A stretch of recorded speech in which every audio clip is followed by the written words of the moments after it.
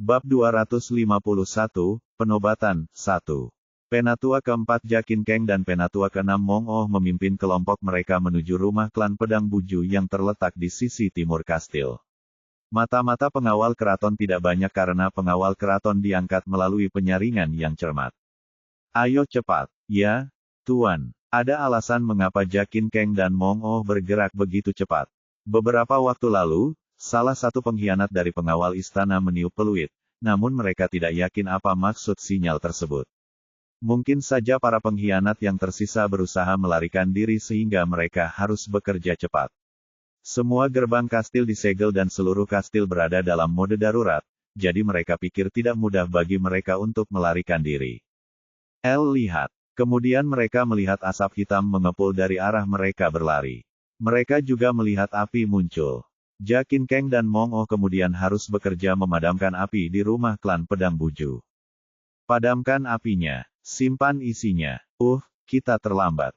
Panas menghalangi mereka untuk keluar. Seluruh rumah itu dilumuri minyak sehingga bisa terbakar, dan api menghanguskan semuanya. Yang bisa mereka lakukan hanyalah menghentikan penyebaran api ke arah lain. Sementara Mong Oh dan kelompoknya berupaya memadamkan api, kelompok tersisa yang dipimpin oleh Jakin Keng mulai mencari di kastil untuk menemukan orang-orang yang terkait dengan klan Pedang Buju. 3 hari berlalu. Banyak hal yang terjadi selama itu. Api di rumah marga Pedang Buju padam namun tidak ada yang selamat. Sebagian besar jenazah semuanya terbakar, dan jenazah yang ditemukan di area yang tidak terbakar semuanya meninggal karena bunuh diri. Semuanya direncanakan agar mereka bisa menghapus setiap jejak. Dan klan Pedang Buju bukanlah satu-satunya. Klan Pedang juga digeledah secara menyeluruh dan mereka yang memiliki hubungan dengan klan Pedang Buju semuanya ditemukan tewas. Satu-satunya yang selamat adalah Yi Burwi, jadi dia dirawat karena anggota tubuhnya yang terputus dan sekarang dikurung untuk diselidiki. Semua anggota klan Pedang juga ditangkap untuk diselidiki dan semua kelompok yang mereka ikuti dibubarkan. Sebanyak 14 penjaga dari pengawal istana ditemukan berasal dari klan Pedang Buju. Jadi begitu, di antara 300 pengawal istana, ada total 14 pengkhianat, termasuk Pahin, pemimpin yang baru diangkat. Kalau kita lihat, sebelumnya hanya 5, tapi kali ini bertambah 9. Pahin hanyalah salah satu dari 3 letnan, namun setelah Sang Bagafa kembali dari Puri Jukang, Pahin diangkat menjadi pemimpin. Wali Kiri Li Hameng sendiri yang menanyai Pahin dan Yi Burwi tetapi tidak banyak hasilnya. Berbicara di kantor gubernur adalah Chun Youn dan Grand Guardian Marakim. Setelah kejadian tersebut, Chun Youn kini berada di istana dan membantu 3 wali dan tetua lainnya untuk mengatasi masalah tersebut. Dia adalah putra mahkota dan juga Chun Ma yang baru jadi tidak ada yang keberatan. Tuan Chun Ma, tetua ke-11 meminta untuk bertemu denganmu. Biarkan dia masuk. Pintu kantor terbuka dan tetua ke-11 Huan Yi masuk. Ia masih mengenakan gaun sutra merah dengan sulaman kupu-kupu, namun kali ini ia mengenakan topeng yang berbeda. Dia biasanya memakai topeng pria tampan, tapi dia terlihat seperti pria biasa saat ini. Namun dia tetap memakai riasan tebal, dan itu memberinya sentuhan feminin. Salam, Tuan Chun Ma. Apakah kamu sudah bangun? Bagaimana aku, seorang pelayan Tuan Chun Ma, bisa beristirahat sementara kamu sibuk bekerja? Huan Yi harus masuk ke dalam jebakan yang dipasang untuk Chun Youn. Jika Huan Yi tidak dibantu oleh bala bantuan, dia mungkin tidak akan selamat. Dengan 2 kelompok prajurit datang membantunya, Huan Yi bertarung melawan prajurit dari klan Pedang Buju. Anggota klan Pedang Buju kalah jumlah, tapi mereka menggunakan seni pengembalian darah sehingga menimbulkan banyak korban. Ada sesuatu yang ingin aku laporkan. Petik 2. Ada apa dengan pengejaran itu? Baik, tuanku. Setelah 4 jam pertempuran, Huan Yi mampu mengalahkan mereka. Namun ketika dia memeriksa mayat klan Pedang Buju, dia menemukan beberapa di antaranya hilang. Pemimpin mereka Jukem dan 3 lainnya hilang, jadi Huan Yi mengadakan pesta pengejaran dan mengirimkan pesan ke jaringan mata-matanya untuk menemukan jejak mereka dari Kastil Bokgun dan Kangsuh. Saya menerima pesan dari utara Kastil Bokgun. Apakah kita menemukannya? Ya. Kami menemukan jejak mereka di desa kecil. Maaf, tuanku. Kami kehilangan mereka. Ya, kedua prajuritku meminta bala bantuan dan mengikuti mereka tetapi mereka menghilang. Bangun! Huan Yi berlutut untuk meminta maaf dan Youn mengangkatnya. Dia kemudian berjalan ke peta Jianghu di dinding. Desa di utara Kastil Bokgun sangat dekat dengan Kastil Jurkang. Mereka pergi ke Kastil Jurkang. Itu juga yang kami pikirkan. Mereka mencari di sekitar Kastil Bokgun, tetapi tidak menemukan apapun. Jejak terakhir tentara Huan Yi tertinggal di dekat Kastil Jurkang. Mereka tidak dapat menemukan Kastil Jurkang karena itu adalah wilayah klan 6 pedang dewa bela diri, jadi mereka harus kembali. Saya pikir kemungkinan besar mereka terlibat dalam hal ini. Dari apa yang kita lihat, kemungkinan besar itu. Youn telah menduga bahwa klan pedang buju sudah terkait dengan klan bela diri 6 dewa pedang. Dia punya alasan untuk kecurigaan ini. Mereka yang ditangkap sebagai tahanan bungkam, namun ada misteri yang terpecahkan dengan kejadian tersebut. Aku benar, dengan racun dan sejenisnya. Minuman keras yang disajikan untuk pesta bersama klan Yulin telah diracuni. Satu-satunya mata-mata pada saat itu hanyalah satu. Tidak mungkin satu orang meracuni semua minuman keras, jadi Youn menganggap itu aneh. Dia mendengar bahwa penjaga istana sedang mencari makanan, jadi jika ada banyak pengkhianat di penjaga istana, maka misterinya terpecahkan. Dan jika ada hubungannya, maka kemungkinan besar klan pedang buju ada hubungannya dengan klan bela diri 6 dewa pedang. Setelah mencarinya, Youn dapat mengetahui bahwa klan pedang buju berasal dari luar, dan mereka baru bergabung dengan sekte tersebut selama 60 tahun. Markas besar mereka dulunya berada di Kastil Jurkang, namun mereka dikalahkan oleh kultus iblis ketika Chun Inji memimpin ekspedisinya ke utara dan memasuki kastil. Saya tidak mengerti. Mereka menunggu selama itu. Jika mereka berhubungan dengan klan bela diri 6 dewa pedang selama itu, maka itu berarti mereka telah menghabiskan waktu lama untuk menyelinap ke dalam kastil. Sudah sebulan sejak klan Blade God Six Martial muncul. Tampaknya terlalu lama untuk mencurigai suatu hubungan. Namun yang terlintas di benak Youn adalah perkataan Yi Burwi sebelum mencoba bunuh diri. Jangan terlalu senang kamu menang di sini. Kekuatan klan kita tidak hanya meluas ke kultus iblis, tapi lebih dari itu, Dia mengatakannya seolah-olah kekuatan mereka mencapai seluruh Jianghu. Sepertinya, klan yang disebutkan Yi Burwi bukanlah klan pedang buju. Aku akan tahu apakah aku bisa membuatnya berbicara. Tapi itu tidak mudah. Di hari pertama, Youn menyiksanya dengan berbagai cara, tapi Yi Burwi tidak pernah mengatakan apapun. Pasti ada cara baginya untuk berbicara. Youn kemudian menemukan ide yang belum terpikirkan olehnya. Sepertinya akan ada peluang. Youn tiba-tiba bangkit dari tempat duduknya dan Marakim serta Huan Yi menjadi penasaran. Marakim bertanya, "Tuanku, ada apa?" Aku harus bicara dengan Dokter Iblis. Bab 252. Ya, tapi pertemuan besar akan segera diadakan. Pertemuan agung akan segera diadakan. Pemimpin klan sudah berkumpul di aula besar. Tidak akan lama. Dipahami. Chun Youn kemudian keluar dari kantor bersama Marakim dan Huan Yi menuju ruang medis. Ada banyak prajurit dari penjaga yang berjaga, dan ada satu yang paling penting tinggal di ruang medis sekarang. Salam Tuan Chun Ma. Semua prajurit berlutut saat Youn muncul. Mereka sangat mengagumi Chun Youn, karena Younlah yang menyelamatkan para penjaga dari pembubaran. Dengan prajurit berteriak serempak, Dokter Iblis Baik Jongwoo dan dokter lainnya keluar dari ruangan. Salam, Tuan Chun Ma. Dokter membungkuk dan Youn juga membungkuk. Semua dokter tampak kelelahan, karena mereka menghabiskan sepanjang malam merawat seorang pasien. Youn berbicara dengan Baik Jongwoo. Bagaimana, Dokter Baik? Maafkan saya, tuanku. Saya belum menemukan kemajuan apapun. Youn mengerang. Sejak 3 hari yang lalu, Tuan Chun Yujong dikirim ke ruang medis dan dirawat oleh Dokter Iblis, namun tidak ada kemajuan. Youn telah menghentikan seni pembalikan Dewa Darah agar tidak lepas, dan juga dapat membantu Chun Yujong keluar dari ilusinya. Youn mengira semuanya berjalan sesuai keinginannya, tapi itu tidak berjalan sesuai harapannya. Tuhan terbangun pada saat itu, tetapi dia masih dalam ilusi dan kembali, sebelum dia pingsan lagi. Dia belum bangun sejak itu. Apa masalahnya? Youn mengeringkan kepalanya dengan MRI, tetapi tidak menemukan sesuatu yang aneh. Dia tidak yakin mengapa Chun Yujong masih dalam ilusi dan mengapa dia tidak bisa bangun. Tidak ada data rekaman yang serupa, jadi analisis yang benar tidak mungkin dilakukan. Nano mengatakan satu-satunya cara untuk menganalisis dengan benar adalah dengan mengirimkan mesin nano, tetapi dikatakan itu tidak mungkin karena dilarang oleh program. Petik 2. Petik 2. Youn mengamati Tuan Chun Yujong yang berbaring di tempat tidur. Dia kecewa setiap kali dia melihat ayahnya.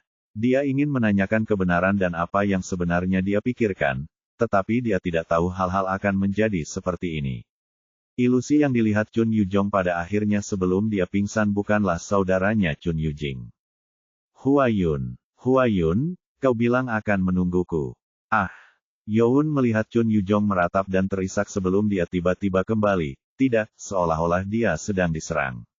Dia tidak bisa mengenali siapapun, baik Chun Youn maupun Marakim yang berdiri di sekitarnya. Saya minta maaf. Keterampilan saya di luar jangkauan untuk gejala ini.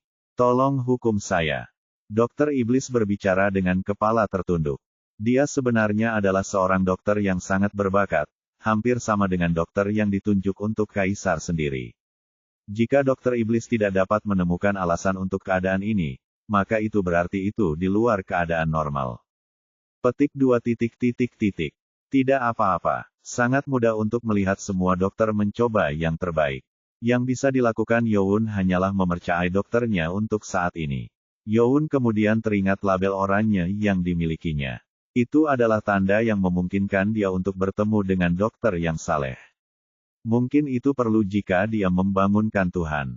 Tapi itu baru 3 hari jadi Youn memutuskan untuk menunggu lebih lama. Tuanku, rapat akan segera dimulai. Oh, Youn kemudian sadar kembali dan ingat mengapa dia datang ke sini. Youn dengan cepat bertanya kepada Baek Jongwoo, dokter. Apakah Anda sudah selesai membuang racun yang kami temukan di pesta dengan klan Yulin? Maksudmu yang memiliki opium popi? Ya, bisakah Anda meniru racun itu? Itu tentu saja mungkin. Tapi kenapa? Youn tampak bersemangat. Di aula besar, semua tetua dan pemimpin klan berkumpul. Para tetua yang dikirim keluar kastil kembali, jadi tidak sekosong sebelumnya. Tetua ketiga Bu Curyong, tetua keempat Jakin Kang, tetua kelima Hang Soyu, tetua keenam Mong Oh, tetua kedelapan Mun Yun, tetua ke-9 Sama Yi, tetua ke-10 Yin Moha dan tetua ke-11 Huan Yi semua duduk di kursi mereka. Segera, teriakan nyaring terdengar melalui aula. Tuan Chun Ma sekarang memasuki aula. Chun Youn muncul dengan pakaian hitam dengan sulaman emas dan setiap pemuja bangkit dan berlutut. Kemuliaan bagi kultus iblis. Penatua ketiga kemudian berteriak, kami, pemuja yang rendah hati, menyapa Tuan Chun Ma. Dan semua orang kembali setelah dia. Youn adalah seorang pemuda, tetapi otoritasnya atas keyakinan itu sangat kuat. Nama Chun Ma memegang kepentingan dan kekuatan yang begitu besar. Dengan 3 penjaga berdiri di belakangnya, Youn berjalan ke tahta Tuhan.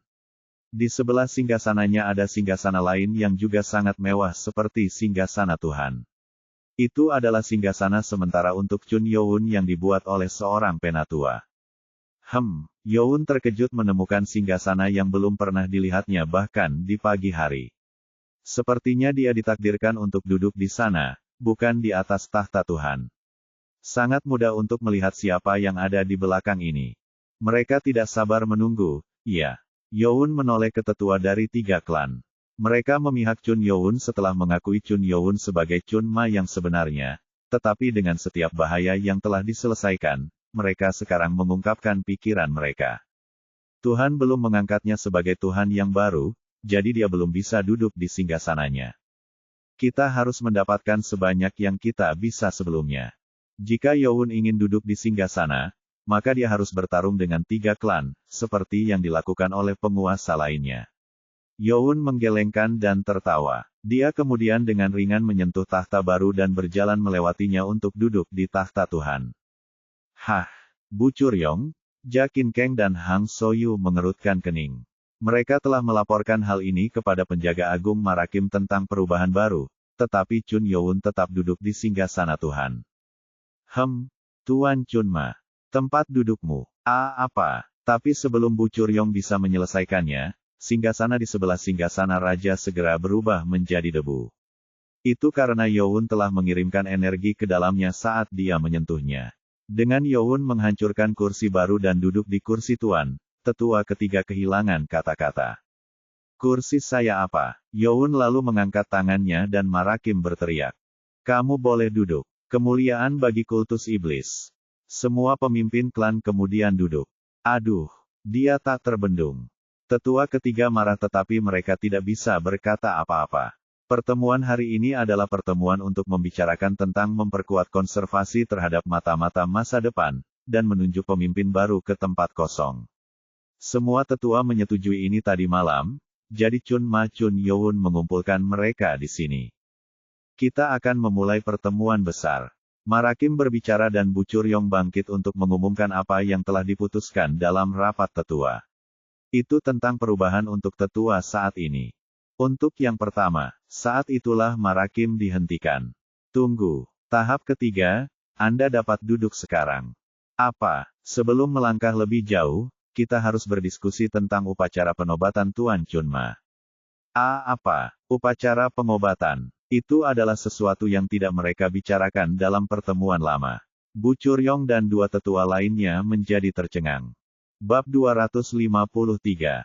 Dalam kebanyakan kasus, hal-hal yang akan dibahas pada rapat umum harus dibicarakan pada rapat sesepuh. Banyak hal yang dibicarakan dalam pertemuan sesepuh yang diadakan semalam, namun tidak ada yang membahas penobatan Chun Youn. Ketiga tetua merasa lega karena tidak ada tetua di pihak Chun Youn yang membicarakan hal itu, jadi mereka terkejut mendengarnya. Penjaga hebat, bolehkah saya keberatan? Penatua kelima Hang Soyu keberatan dan berdiri.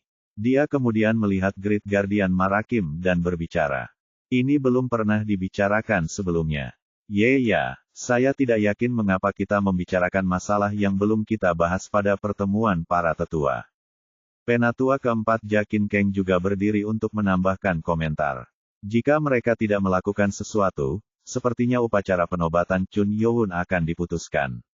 Mereka tidak bisa membiarkan hal itu terjadi sebelum menyelesaikan masalah mereka dengan Chun Youn. Saya yakin kita bisa membicarakannya setelah Tuhan kita bangun dari tempat tidurnya yang sakit.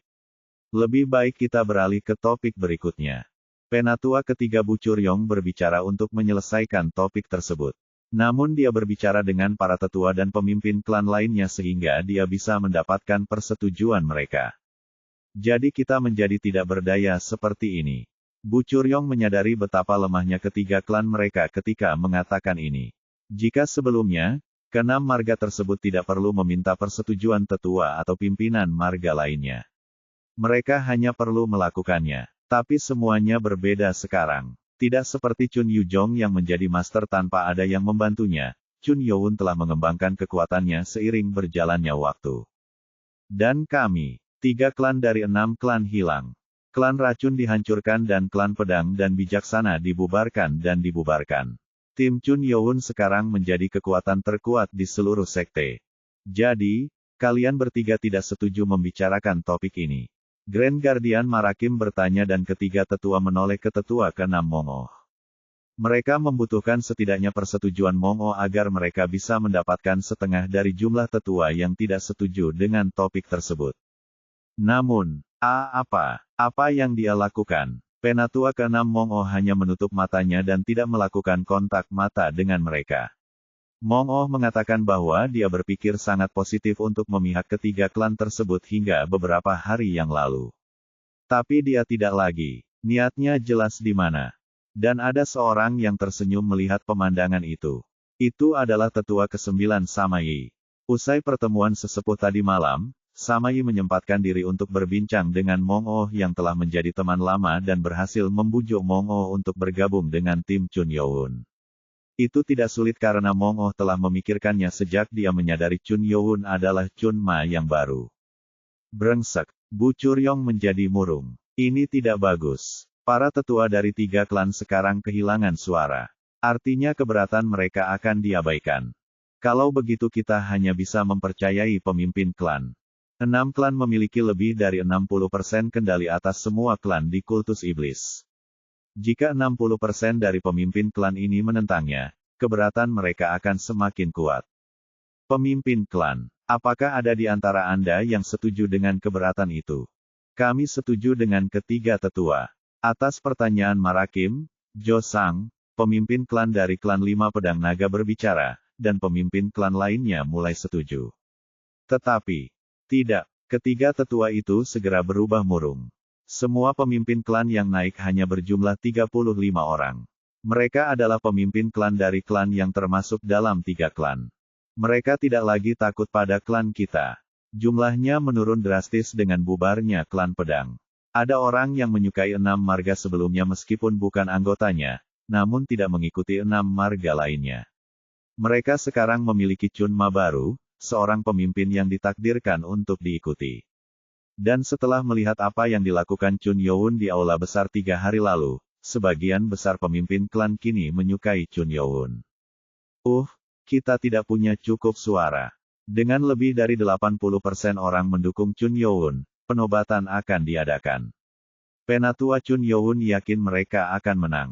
Mereka telah menjadi sekutu saat mereka berperang melawan pengkhianat yang bersembunyi di dalam aliran sesat. Namun setelah semua pengkhianat ditangkap, ketiga klan kini kembali ke musuh mereka. Marakim berbicara. Keberatan tersebut tidak melebihi jumlah suara yang disyaratkan, jadi kami akan melanjutkan pembahasan tentang upacara penobatan Tuan Chunma. Ya, tetua ke-8 Mun Yun dan tetua ke-9 Sama Yi menjadi bersemangat. Mereka menduga akan ada perubahan perimbangan kekuasaan, dan hal itu terbukti. Tiba-tiba, Bu Churyong berjalan ke tengah dengan wajah muram dan berlutut di depan Chun Youn dan berbicara sambil membungkuk. Saya menerima Tuan Chunma atas hak dan wewenang Anda. Tapi kultus iblis besar kami dibangun atas dasar tradisi, hukum, dan ketertiban kami. Kami telah mengetahui bahwa Tuhan kami telah dipermainkan oleh para pengkhianat ini, jadi menurut saya adalah hal yang benar untuk menunggu Tuhan kami bangun dari tidurnya dan bekerja sesuai dengan tradisi kami. Kami setuju dengan tetua ketiga. Jakin Kang dan Hang Soyu juga bangkit dari tempat duduknya dan membungkuk setuju dengan Bu Churyong. Mereka kini langsung menanyakan Chun Youn siapa yang bertanggung jawab atas persetujuan akhir. Mereka sekarang membawa Tuhan ke sini. Bab 254. Li Hameng mengerutkan kening saat dia melihat mereka dari sisi Youn. Mereka sudah kehilangan suara sehingga mereka kini bersikeras bahwa mereka harus menunggu Tuhan bangun. Jika ini masalahnya, kita harus menunggu sebanyak yang kita bisa agar kita bisa mendapatkan kembali kekuatan kita. Mereka harus membangun kembali kekuatan mereka sebelum Chun Youn dapat membangun pasukannya dan membangun seluruh kultus iblis di bawah kepemimpinannya. Atau yang lain, 6 klan yang telah memerintah aliran sesat selama 500 tahun akan runtuh. Mereka tidak akan jatuh dengan mudah. Mun Yun menjadi murung. Tidak ada gunanya bertengkar secara internal. Mun Yun menoleh ke Youn. Dia tidak senang dengan hal ini. Chun Youn menatap dingin ketiga tetua itu. Semua orang di timnya tahu bahwa Chun Youn membenci 6 klan. Ketiga klan itu aman hanya karena tetua Youn menyarankan agar Youn menahan mereka agar kultus iblis tidak tiba-tiba melemah. Saya harap dia bisa menjadi lord dengan cepat dan mulai mengendalikan klan. Sama Yi juga memiliki pemikiran yang sama. Jika hal ini terjadi, maka perlu adanya perlawanan yang keras terhadap mereka. Sama Yi berbicara.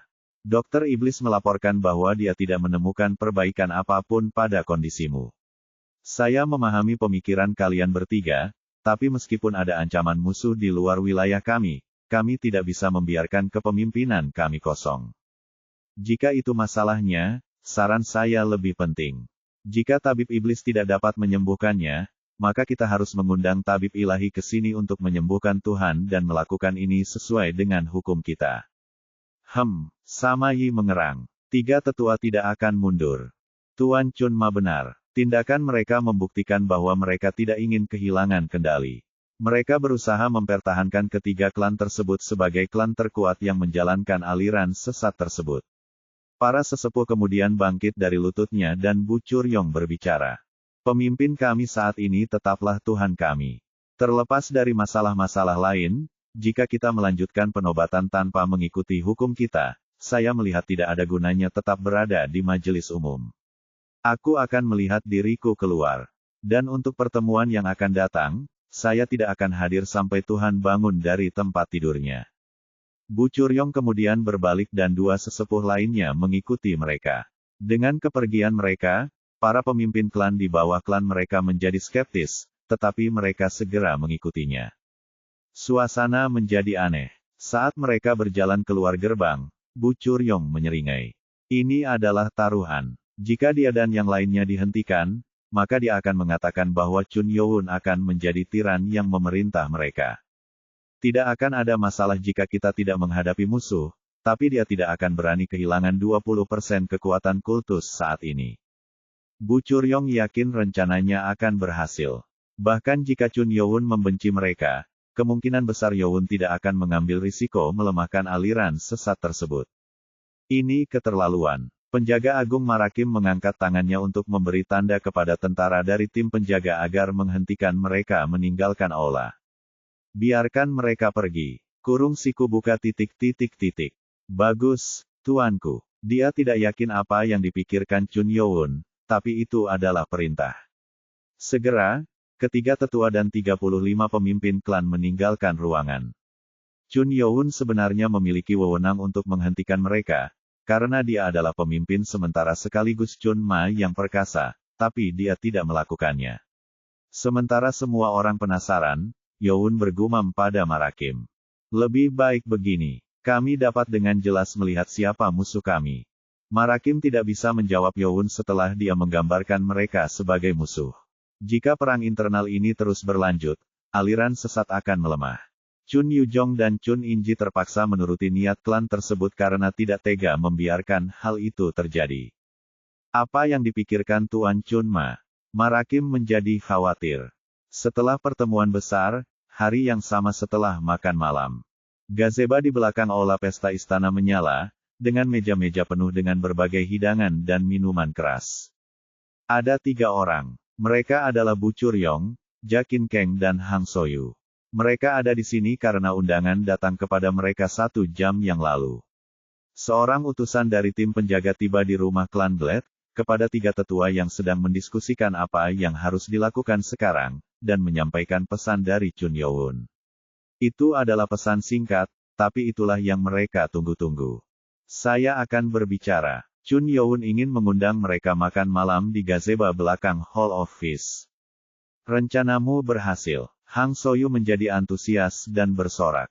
Dia pertama kali curiga bahwa Chun Youn mungkin sedang memasang jebakan, tapi Bu Curyong yakin tidak akan ada jebakan. Jika dia melakukan itu, aliran sesat kita akan kehilangan kekuatan besar. Bahkan jika Chun Ma adalah musuh kita, dia tidak akan bertindak sejauh ini. Tapi kita harus memastikannya. Mereka kemudian berbicara kepada pembawa pesan tentang kondisi mereka. Sebagian besar persyaratan mereka disetujui.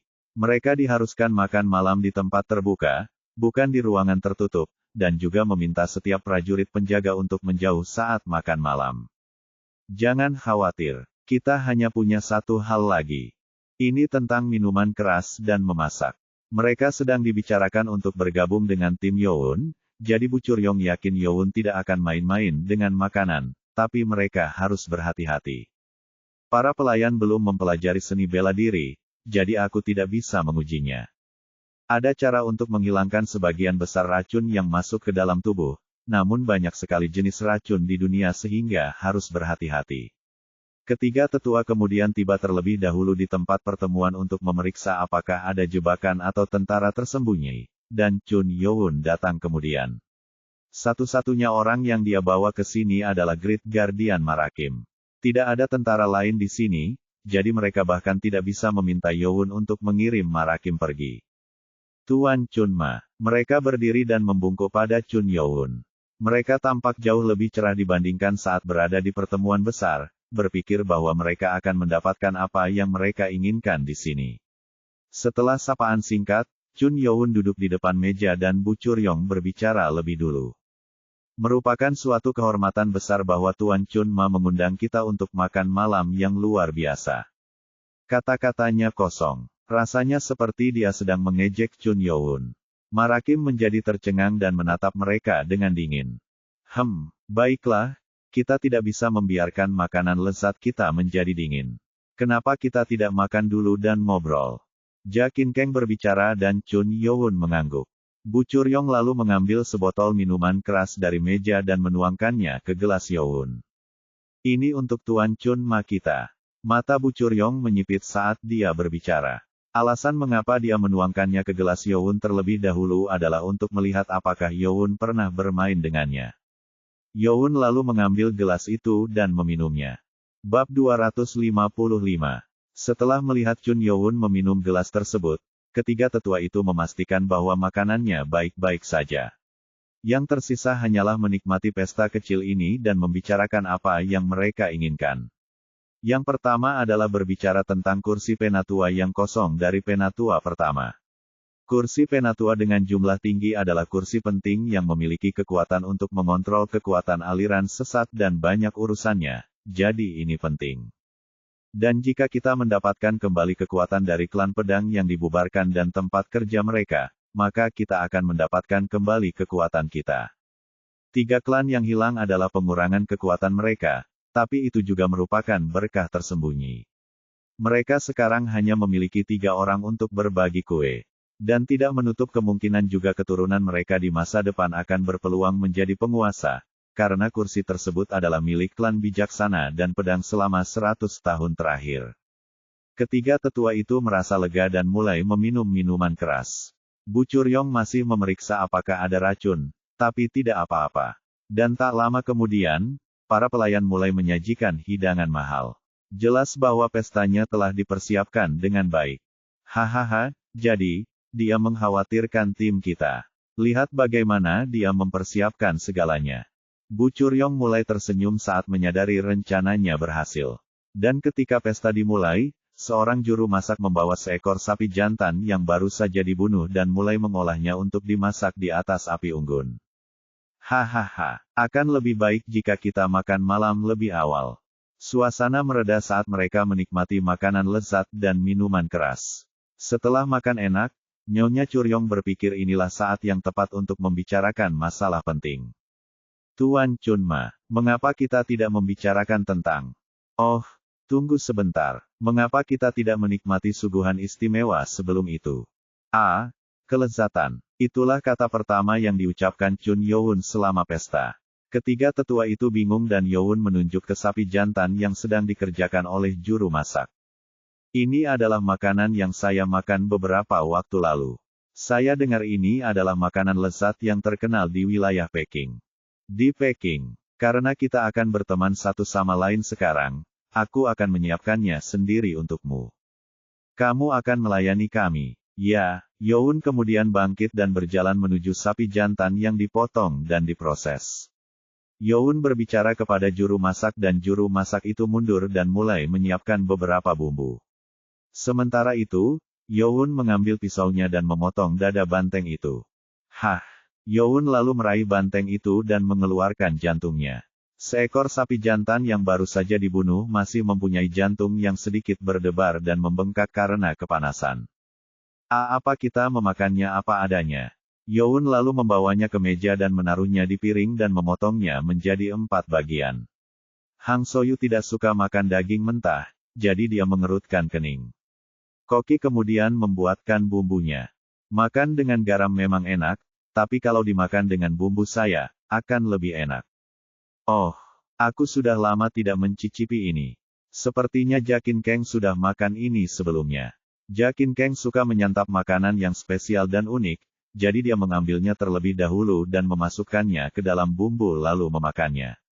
Youn juga mengambilnya dengan jarinya dan menaruh garam di atasnya lalu memakannya. Garam. Bu Curyong memperhatikan dengan seksama dan juga mengambilnya dan meniru Youn yang memberi garam untuk memakannya.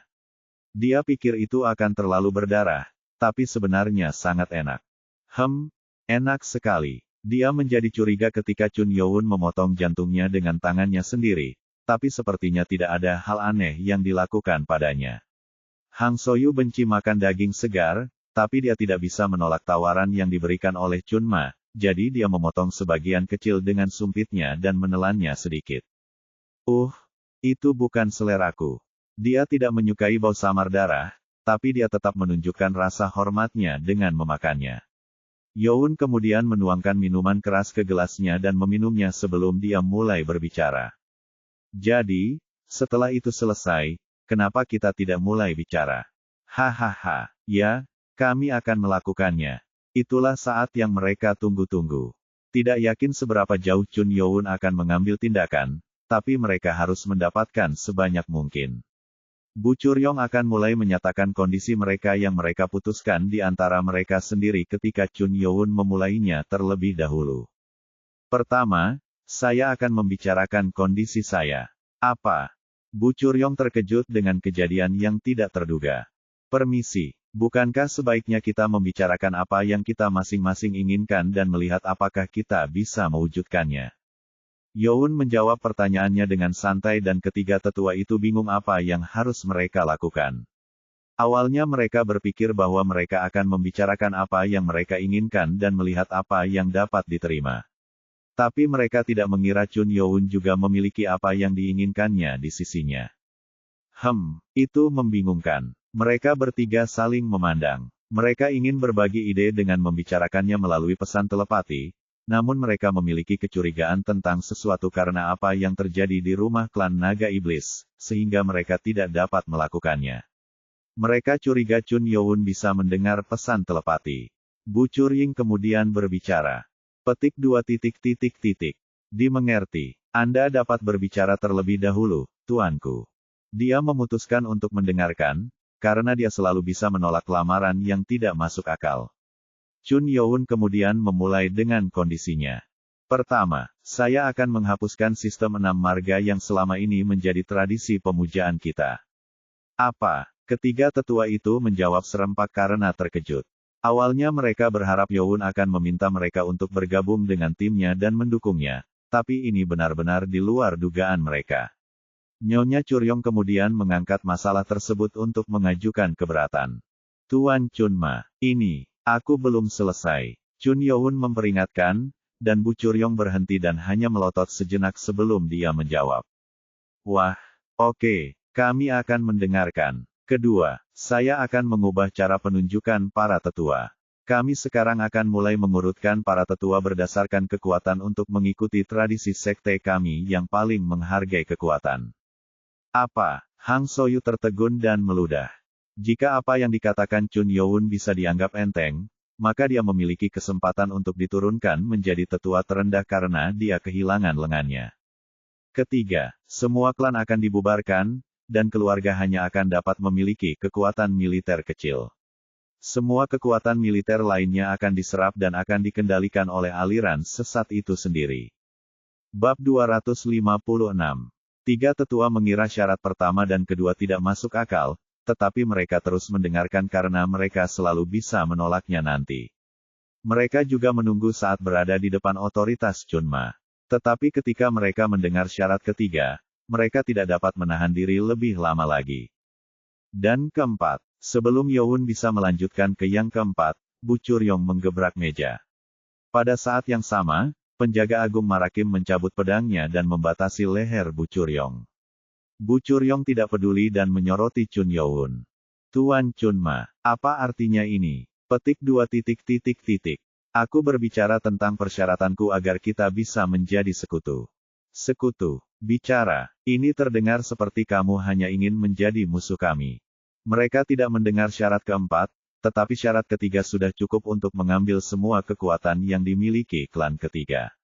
Dan mungkin saja mereka akan kehilangan semua yang mereka miliki dan mereka harus mulai bersaing dengan semua pemuja.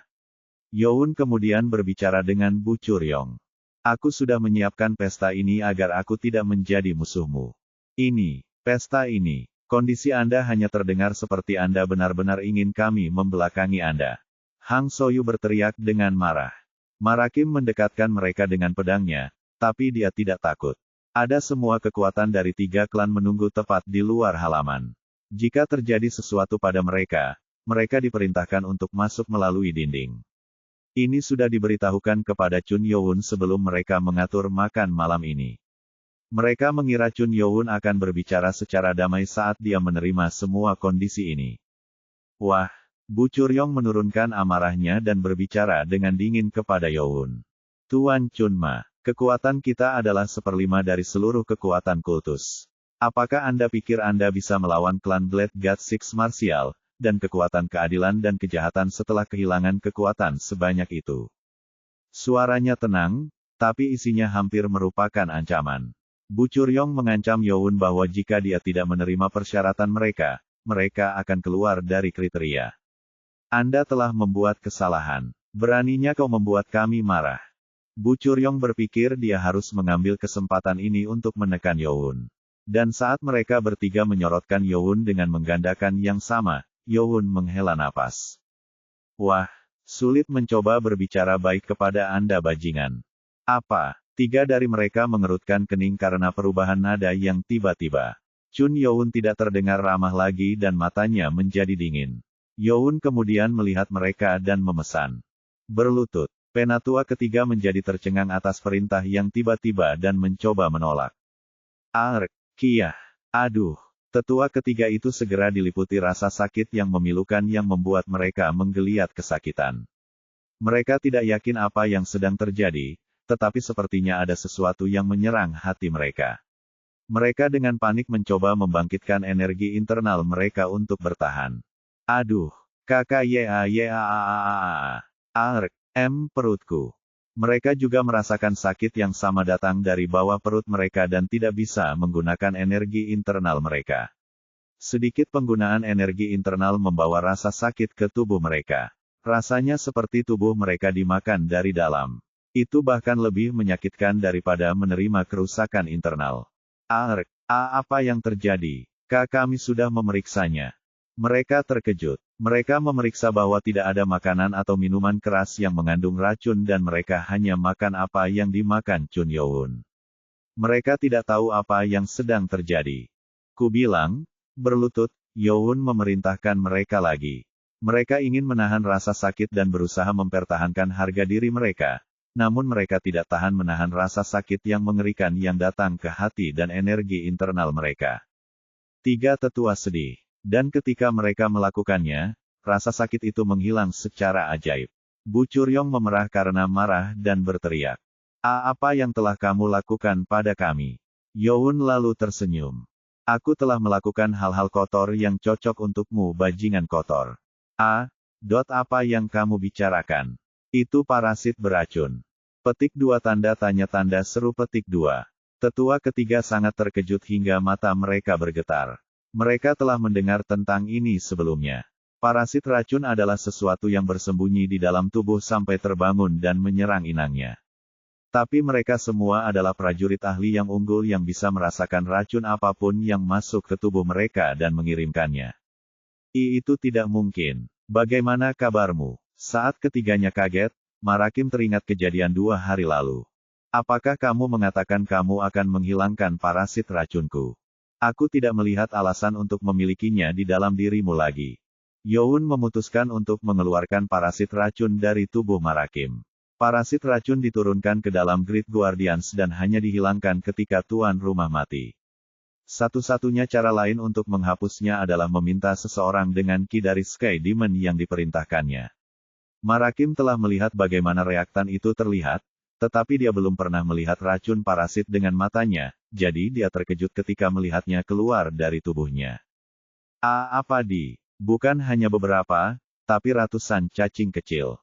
Chun Youn menemukan satu fakta menarik. Parasit racun, berbeda dengan persepsi orang lain, tidak beracun sama sekali. Dan dengan demikian, secara keseluruhan hanya terasa seperti memakan serangga biasa. Kalau begitu aku bisa menggunakannya. Youn kemudian memberi makan banteng, dan parasit ini mengambil tempat di jantung banteng. Dan hati itulah yang dimakan ketiga tetua itu. Tidak kusangka dia menggunakan parasit itu pada mereka. Marakim terkejut dengan rencana luar biasa Chun Youn. Dan untuk tetua ketiga, mereka tidak bisa berbohong kepada mereka bahwa mereka telah memakan racun parasit. Rasa sakitnya hilang, jadi mereka mencoba menghilangkannya dengan menggunakan tenaga dalam.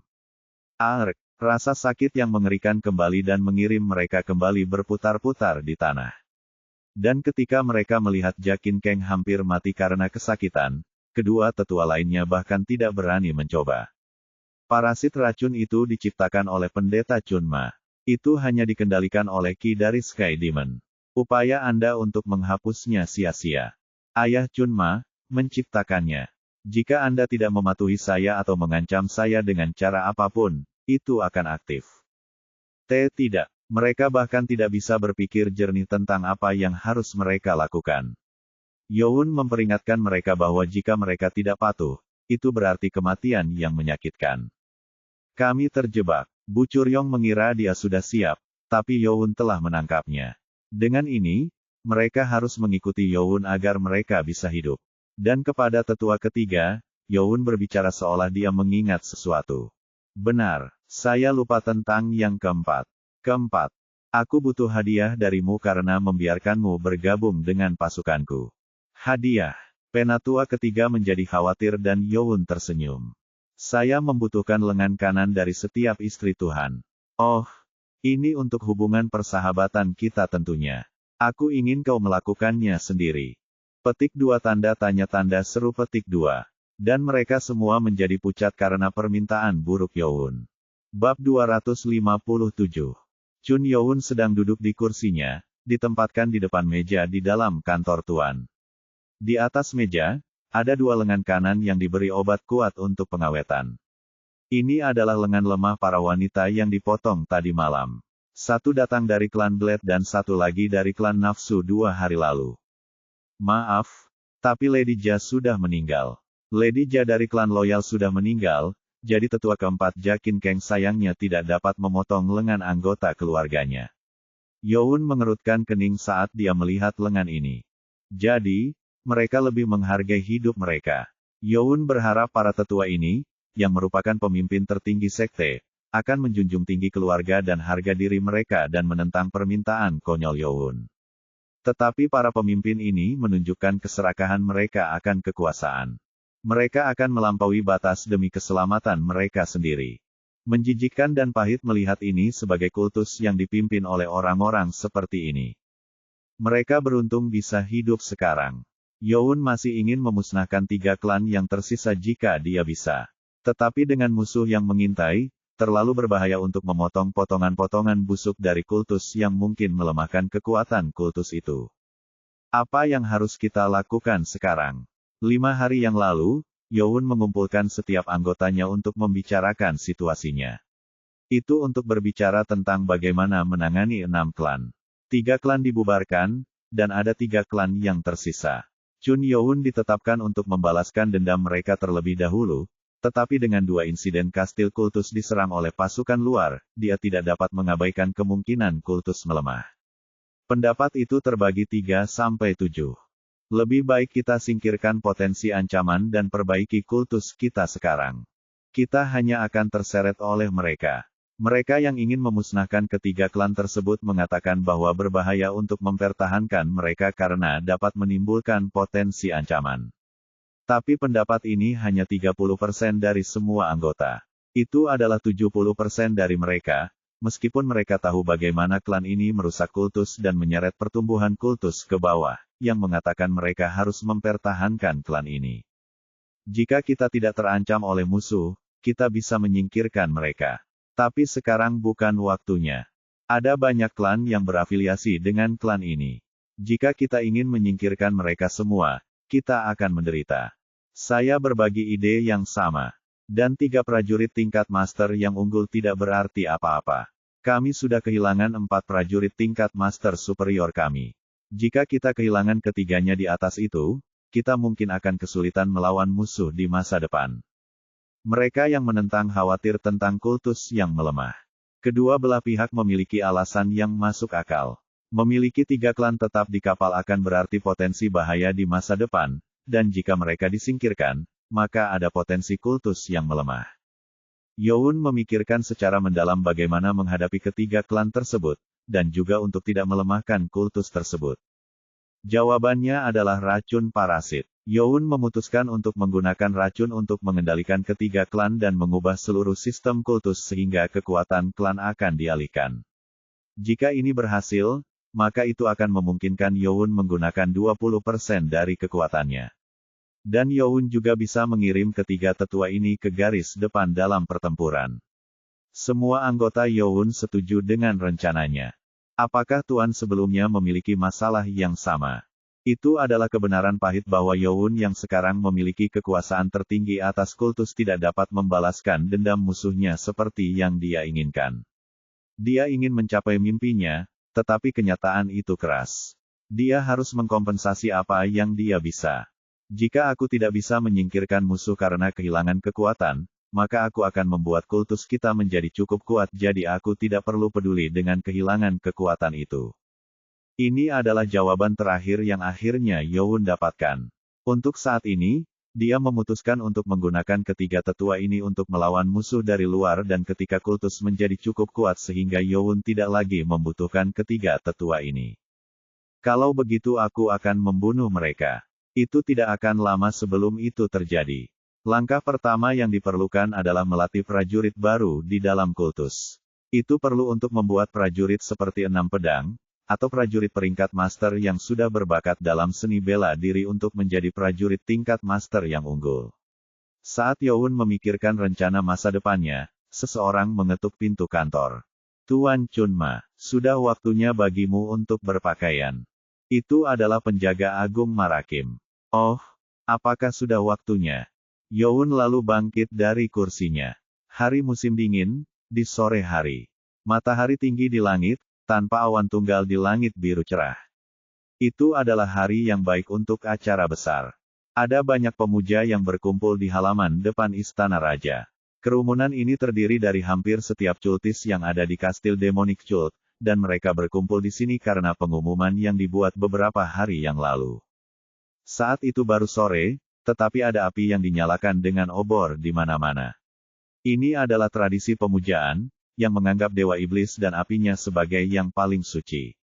Di atas panggung, ada obor besar yang belum menyala. Mundur sedikit lagi. Mundur. Apa? Aku tidak bisa mundur lebih jauh lagi. Warriors dari Guardian mendorong kembali cultis yang baru saja bergerak lebih jauh. Dapat dimengerti bagi cultis ini yang sangat ingin melihat pemimpin baru mereka, tetapi jarak harus dijaga untuk masalah yang mungkin terjadi. Dan dari dinding istana, genderang mulai berbunyi. Itu adalah tanda bahwa upacara sekarang dimulai. Oh, ini dimulai sekarang. Akhirnya dimulai. Bab 258. Ada karpet beludru merah panjang yang terbentang di halaman yang terhubung dengan bangunan utama istana. Di kedua sisi karpet, semua pemimpin kultus berdiri. Mereka semua mengenakan pakaian formal, menunggu. Tuan menjadi tuan. Ko Wanghur berbicara dengan dia, sementara anggota Bakgi dan Youn lainnya mengangguk. Mereka semua tampak dan bahagia. Beberapa saat yang lalu, mereka berada di Akademi Iblis, prihatin tentang bagaimana Youn akan bersaing dalam kompetisi dan menjadi putra mahkota, tetapi sekarang Chun Youn adalah penguasa. Tapi aku merasa sedih untuk Hubong. Sama Cak berbicara sambil memikirkan Hubong yang tidak bersama mereka. Tempat di samping karpet hanya diperbolehkan bagi mereka yang memiliki gelar master atau lebih tinggi dalam lisensi, jadi Hubong tertinggal seperti lisensi biasa lainnya. Yah, aturan adalah aturan. Bakgi berbicara tanpa banyak berpikir.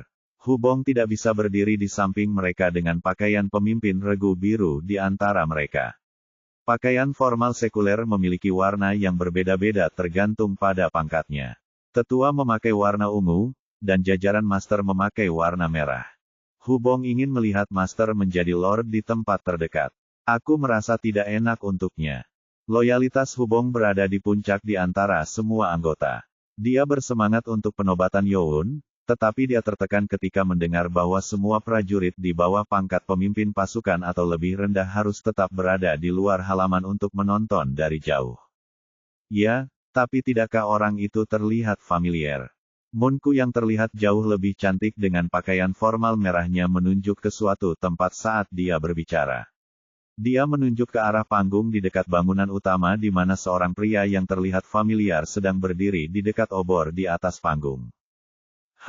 Saat semua orang berbalik dan melihat dari dekat, pria di atas panggung menoleh dan menatap mereka. Ko Wanghur, Baki, sama Yi dan lainnya menjadi kaget. Hubong. Itu adalah Hubong. Hubong memegang obor kecil yang tidak menyala yang membiarkan minyak sehingga bisa digunakan untuk membakar obor besar. Dia melambai pada mereka dengan penuh semangat. Sepertinya dia ditunjuk untuk menjadi pemegang obor untuk memberikan obor kepada Tuhan. Semua orang menjadi tercengang. Petik 2. Tidak ada gunanya merasa buruk. Haha, benar. Baki dan Ko Wanghur tertawa. Saat itulah suara gendang lain terdengar dari dinding, bersamaan dengan suara klakson yang keras. Gerbang istana bagian dalam terbuka dan seseorang muncul. Itu adalah Great Guardian Marakim di topengnya dengan ukiran aneh di atasnya. Dia mengenakan pakaian formal, memegang sesuatu di kedua tangannya. Tetua, pemimpin klan, dan prajurit lainnya semua turun ke tanah dan berteriak. Kemuliaan bagi kultus iblis. Ketika mereka berteriak serempak, semua pemuja di luar halaman segera berteriak. Kemuliaan bagi kultus iblis. Puluhan ribu orang berteriak serempak hampir menggemparkan seluruh kastil. Yang dipegang Marakim adalah Ordo Setan Langit. Di belakang Marakim, dua pelayan wanita sedang memegang kotak kecil berisi mahkota. Gendang menggemuruh. Awalnya, harus mantan Lord yang harus berjalan ke atas panggung, tetapi Lord masih belum sadarkan diri. Pekerjaan itu kemudian diserahkan kepada Great Guardian Marakim, yang juga merupakan Guardian of the Sky Demon Order. Dengan tampilan Sky Demon Order, terbukti bahwa peristiwa ini sesuai dengan kehendak Pastor Chunma.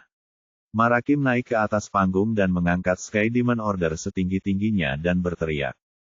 Kultus dari kultus iblis besar. Dengarkan perintah setan langit. Kemuliaan bagi kultus iblis. Kultus berteriak sebagai tanggapan. Hubong menjadi sangat tegang hingga dia hampir terguncang. Itu adalah penobatan Chun Youn, tapi dia menjadi tegang karena skala besarnya. Kita sekarang akan memulai penobatan penguasa kultus iblis besar kita. Wah, kultus yang meraung sorak-sorai, memenuhi seluruh kultus iblis dengan suara. Dengan suara klakson yang panjang dan nyaring, seseorang muncul di pintu masuk istana bagian dalam. Rambut panjang dan wajah putih pucat. Dia mengenakan jubah hitam formal dengan sulaman naga emas di atasnya. Chun Youn mulai berjalan melintasi karpet yang menghubungkan istana dengan panggung. Tidak seperti yang terlihat sebagai seorang pemuda, kekuatan yang dirasakan di dalam dirinya luar biasa, dan itu membuat para pemuja terkagum-kagum. Hehehe, apakah aku sudah yakin bahwa Lord adalah muridku? Di sebelah kanan Youn, Right Guardian Supmeng mengikuti dengan bersemangat. Wali kiri Li Hameng, yang mengikuti ke kiri ketenangan. Berapa lama kamu akan mengetahui tentang itu? Supmeng telah membual tentang hal ini kepada Li Hameng sejak penobatan Youn ditetapkan. Tapi itu pasti fakta yang membuat iri. Satu-satunya guru yang dimiliki Chun Youn adalah Supmeng. Dimulai dengan tetua ketiga Bu Curyong, semua tetua mulai berlutut di depan Youn, dan menyusul saat Youn melewati mereka. Youn melewati tetua, pemimpin klan, dan prajurit lainnya. Youn kemudian melihat Ko Wanghur, Munku, Sama Chak, Bakgi, Ho Sangwa, Che Takim dan lainnya. Ho Sangwa dan Che Takim telah menjadi prajurit peringkat master dengan melewati ujian kelima tidak lama setelah Youn meninggalkan Akademi Iblis. Selamat, Tuan. Maksudku, Tuanku. Selamat, Tuanku. Hehe, sepertinya aku tidak bisa memanggilmu pangeran lagi. Selamat, Tuanku. Setiap dari mereka diliputi kegembiraan saat mereka mengirim pesan telepati. Sedangkan Munku, yang berbicara dengan nada menggoda, hampir menangis karena terlalu gembira. Chun Youn tidak menunjukkan banyak emosi, tetapi dia merasa sangat berterima kasih kepada mereka saat ini dan tersenyum. Dengan setiap prajurit di dalam halaman mengikuti Youn, itu menjadi pemandangan yang megah. Rasanya seperti seorang raja sedang berjalan untuk dinobatkan. Saat Youn berjalan di atas karpet panggung, banyak hal terlintas di kepala menuju Youn. Ibu, Bab 259. Chun Youn, yang dulunya merupakan pangkat terendah dalam pewaris, sekarang menjadi Master Kultus Iblis. Orang Youn yang paling terlintas dalam pikirannya adalah ibunya, Nyonya Hua. Dia ingin menunjukkan kepada ibunya apa yang menjadi yang terbaik, tapi dia berada di tempat yang lebih baik. Petik 1. Aku akan mengubah kultus iblis, sehingga tidak akan ada lagi tragedi seperti itu. Dia telah memikirkan hal ini dan mengerjakannya ribuan kali. Ketika Youn naik ke atas panggung, para tetua, pemimpin klan, dan prajurit semuanya berpisah menjadi dua sisi dan berdiri di depan panggung. Youn mulai naik ke atas panggung. Saat Youn bangun, ada puluhan ribu jamaah di bawah yang memenuhi halaman luar. Youn tidak tahu sebelumnya karena dia berada di bawah level ini sebelumnya, tetapi berdiri di sini dan melihat orang-orang ini adalah pengalaman yang luar biasa. Oh, itu Tuan Chun Ma kami. Tuan Chun Ma telah naik ke atas panggung. Hoa, saat Chun Youn naik ke panggung, para pemuja itu berteriak kegirangan. Setelah setiap kejadian baru-baru ini diumumkan, dan bahwa Chun Youn telah menjadi Chun Ma yang baru, setiap jamaah ingin melihat sekilas guru dan pemimpin baru mereka. Kami akhirnya memiliki Master Sekte. Penjaga Ordo Setan Langit yang terhormat. Inilah yang kami tunggu-tunggu. Penjaga Agung Marakim juga dipenuhi dengan kegembiraan. Wajahnya tersembunyi di balik topengnya, tapi dia tidak bisa berhenti tersenyum. Marakim pergi ke depan Youn dan berteriak dengan Sky Demon Order. Chun Youn, yang sekarang akan ditunjuk sebagai guru ke-24, berlutut di hadapan Ordo Iblis Surgawi. Chun Youn, putra dari kultus iblis, mengabdi pada Ordo Iblis Surgawi. Youn berlutut dengan satu kaki dan membungkuk pada Ordo Setan Langit. Marakim kemudian memerintahkan kepada Hubong yang sedang memegang obor yang kini menyala dengan api. Beri dia obornya. Ya, Tuan. Hubong berteriak dan membawa obor ke arah Youn. Tangan Hubong gemetar hebat. Dia tidak bisa tenang ketika peristiwa terpenting akan menimpa mereka. Hubong. Youn tersenyum. Hubong adalah pelayan dan rekan pertamanya yang mengalami banyak kesulitan dengannya. Youn mengambil obor dan meletakkan tangannya di bahu Hubong untuk mengirimkan energi untuk menenangkannya. Hubong menjadi berkaca-kaca dan berbicara. Tuanku, senang saya tidak akan pernah melupakan momen ini. Petik 2. Saya juga. Youn kemudian mengambil obor dan berjalan menuju obor besar, dan menyalakannya. Obor yang kini telah menyala hampir 20 tahun itu, menyala biru. Obor yang diturunkan dari awal pemujaan iblis ini terkenal memiliki nyala api berwarna biru, bukan merah saat dinyalakan. Youn mengangkat tangannya ke dada dan berlutut untuk berteriak keras. Itu adalah kata-kata suci dari kitab suci kultus iblis. Saya membakar tubuh saya ke api suci, dan tidak menemukan godaan dalam hidup atau mati. Aku menyinari jalan yang akan kuambil, dan membiarkan semua suka dan duka menjadi debu masa lalu. Saat Youn melafalkan kata-kata suci, semua jamaah mengumpulkan tangan mereka dan menyilangkannya di dada dan mengikutinya. Saya membakar tubuh saya ke api suci, dan tidak menemukan godaan dalam hidup atau mati. Aku menyinari jalan yang akan kuambil, dan membiarkan semua suka dan duka menjadi debu masa lalu. Dengan menghafalkan kata-kata suci yang cukup pelan dan berat, seluruh umat menjadi tertunduk di hadapan kata-kata tersebut. Setelah ini selesai, Marakim berteriak, menurut perintah iblis surgawi, saya memberikan mahkota Tuhan kepada putra mahkota dan Tuan Chun Ma. Chun Youn, Tuan ke-24, sekarang akan mengambil mahkota. Akhirnya waktunya telah tiba. Dengan mahkota ini ditempatkan di atas kepala Youn, Youn sekarang akan menjadi Master Kultus Setan Besar. Youn kembali berlutut, membungkuk, dan memejamkan mata untuk diberi mahkota. Namun saat dia menunggu, sepertinya butuh waktu lebih lama dari yang diperkirakan. Youn kemudian merasakan seseorang berjalan di atas panggung. Hah, rasanya orang tersebut belum mempelajari ilmu bela diri. Pria itu berjalan menuju Chun Youn dan meletakkan sesuatu di kepalanya. Itulah mahkotanya. Youn membuka matanya dan melihat ke atas. Pangeran, maksudku. Tuanku senang. Itu adalah penjaga yang menatapnya dengan mata berkaca-kaca. Ia tersenyum sambil memperlihatkan giginya yang telah diganti dengan teknologi implan sehingga Youn meminta bantuan kepada baik Jongmeng dan Oh Sunong. Saya yakin Nona Hua akan senang. Tak disangka melihat Wali Yang di sini. Air mata mengalir di pipi Youn. Ini adalah hadiah kecil yang disiapkan oleh anggota Youn saat mereka mempersiapkan penobatan. Anggota Youn menjadi sangat senang melihat ini. Ini pertama kalinya Youn merasakan kebahagiaan dalam hidupnya yang sepi. Youn kemudian naik ke atas panggung dengan membawa mahkota dan mengulurkan tangan. Logam hitam yang menutupi kedua lengan semuanya menyebar dan berkumpul membentuk bentuk pedang. Itu adalah pedang hitam berkilau, pedang iblis surgawi. Oh, itu pedang setan langit. Kultus itu berteriak dengan takjub. Youn meraih pedang yang melayang dengan sendirinya dan melemparkannya ke udara. Kultus itu meraung kegirangan. Hoa, kemuliaan bagi budaya iblis. Kemuliaan bagi budaya iblis. Itu adalah permulaan dari Lord ke-24, dan Chun Ma kedua dari kultus iblis. Hari itu kemudian dicatat oleh sejarawan Yulin sebagai hari munculnya Dewa Iblis dari kultus iblis. Bab 260. Musim dingin kini telah berlalu. Daun-daun hijau mulai bertunas dan gunung 10.000 kini dipenuhi semburat musim semi. Sekarang sudah 3 bulan setelah upacara penobatan penguasa kultus iblis yang baru. Ada banyak perubahan aliran sesat pada masa itu. Dengan Chun Youn, tuan muda dan berkuasa sebagai pemimpin, kultus iblis mulai mengalami perubahan besar. Ada tentangan dari para mantan pemimpin, namun mereka tidak dapat menghentikan kebijakan yang mengharuskan setiap klan dibubarkan dan semua prajurit menerima perintah langsung dari aliran sesat itu sendiri.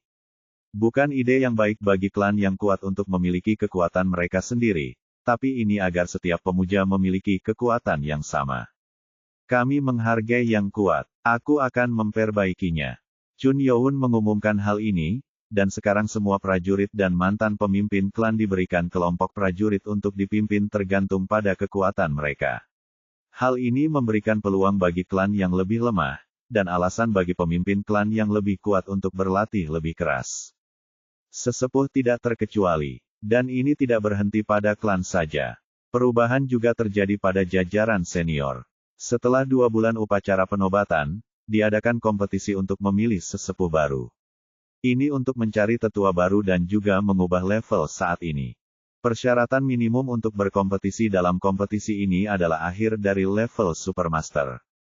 Yang lebih tua awalnya diharuskan berada di level Master Superior, tetapi Youn memperkirakan bahwa tidak ada prajurit level Master Superior baru jadi dia menurunkannya. Pengumuman ini dibuat untuk semua kastil dan pos terdepan. Setelah kompetisi, hasilnya tidak terduga. Sebanyak 45 aliran sesat bersaing. Mereka yang berhasil lolos eliminasi memilah mereka yang tidak mengetahui taktik dan formasi pertempuran berjumlah 32. Disinilah sesuatu yang tidak terduga terjadi. Seorang pejuang tersembunyi bangkit dari persembunyiannya. 2 dari klan yang sama. Yang pertama adalah ada 2 pejuang ahli yang bersembunyi dalam satu klan. Itu bukan antara 3 klan, tapi dari klan pedang ilusi. Kakak laki-laki dari mantan tetua ke-6 Mong Oh, Mong Mu adalah prajurit tingkat master yang unggul. Sepertinya Mong Oh tidak menyadari hal ini.